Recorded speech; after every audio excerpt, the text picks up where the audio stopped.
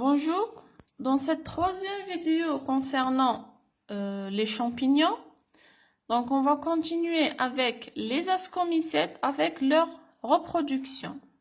On va commencer par la reproduction asexuée qui se fait par le biais des conidies. Les conidies, ce sont des spores métotiques.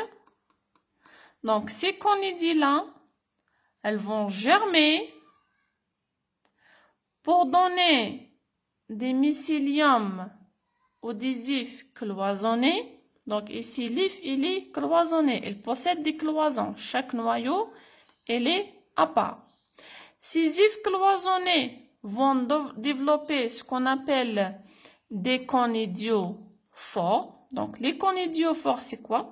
Ce sont des structures qui vont porter à leur extrémité des conidies. Donc il va y avoir à l'extrémité de ces conidiophores, il va y avoir production des conidies. Les conidies vont se libérer, vont germer et le cycle va se recommencer. Donc ici, c'est le cas de la reproduction asexuée où il n'y a pas la fusion des mycéliums, donc il n'y a pas de fécondation. Le deuxième type de reproduction qui est la reproduction sexuée, c'est une reproduction qui nécessite obligatoirement la fusion de deux mycéliums de type sexuel opposé. Donc, on va voir l'exemple d'Épizis, qui est une ascomycète. Donc, on a dit que la reproduction sexuée nécessite obligatoirement la fusion de deux mycéliums de type sexué opposé. Donc, ici, on a un mycélium primaire qui est haploïde, qui est issu de la germination de cette spore-là, qui est considéré comme un mycélium femelle. Et le deuxième mycélium, aussi c'est un mycélium primaire, un N chromosome qui est considéré comme un mycélium mâle. Donc il va y avoir la fusion entre ces deux mycéliums primaires. La première étape de la reproduction sexuée chez l'Épizis, c'est la plasmogamie. La plasmogamie ou cystogamie, c'est la fusion de deux cytoplasmes sans la fusion des noyaux. Donc, il y a uniquement la fusion des deux cytoplasmes des deux mycéliums primaires. À la fin de la plasmogamie, on va obtenir un mycélium mictohaploïde à N plus N.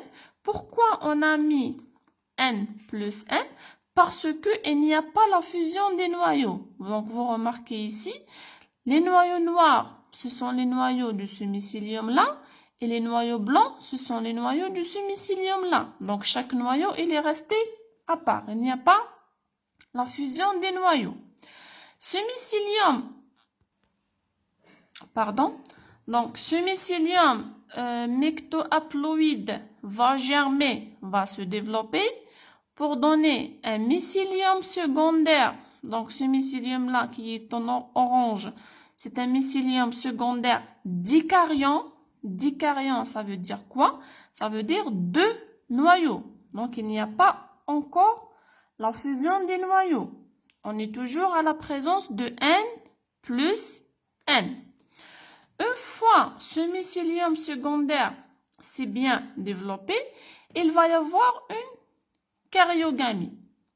Karyogamie, c'est la fusion des deux noyaux. Donc ici, on obtient un noyau diploïde.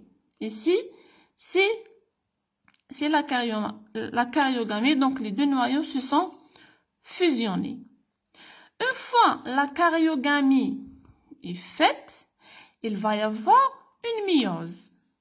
Et la méiose, on sait que c'est une division cellulaire à partir de laquelle on va obtenir, à partir d'un noyau diploïde, on va obtenir 4 noyaux haploïdes.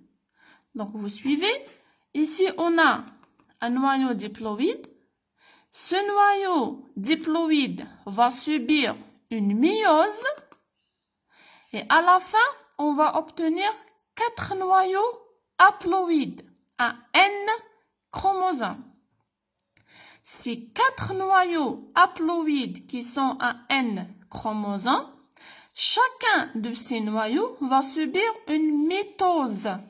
Et la mitose, c'est quoi? C'est quand chaque noyau va donner 2 noyaux. Donc, à la fin de la méiose, on avait 4 noyaux haploïdes. Après, qu'est-ce qu'il va y avoir? Il va y avoir une mitose. Donc, le premier noyau va donner 2 noyaux. Le deuxième noyau va donner aussi 2 noyaux. Le troisième noyau va donner 2 noyaux. Le quatrième noyau va donner aussi 2 noyaux. Donc, à la fin, on va obtenir combien de noyaux? Donc, on va obtenir 8 noyaux haploïdes. Donc, ici, on a 1, 2, 3, jusqu'à 8 noyaux. Et 8 noyaux là, on les a obtenus après une méiose et après une mitose. Donc, le noyau diploïde à 2 N. Après une méiose, on va obtenir 4 noyaux haploïdes. Après une mitose, on va obtenir 8 noyaux haploïdes.